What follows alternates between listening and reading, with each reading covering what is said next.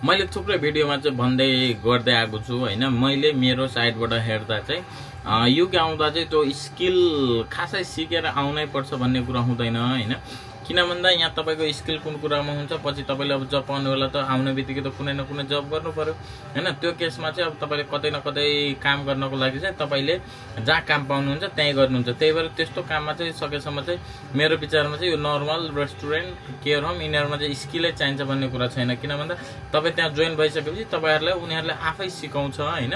अब तपाई रेस्टुरेन्ट फिल्डमा जोइन हुनुभयो भने त त्यहीको स्टाफहरुले चाहिँ तपाईलाई सिकाउँछ। त्यही भएर चाहिँ मेरो विचारमा चाहिँ त्यो स्किल हुनै पर्छ भन्ने छैन है।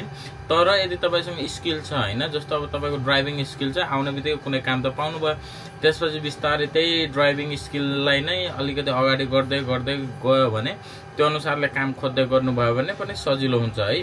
त्यही भएर त्यो नर्मली चाहिँ छ भने राम्रो, अब नभए पनि हुन्छ जस्तो चाहिँ मलाई चाहिँ लाग्छ।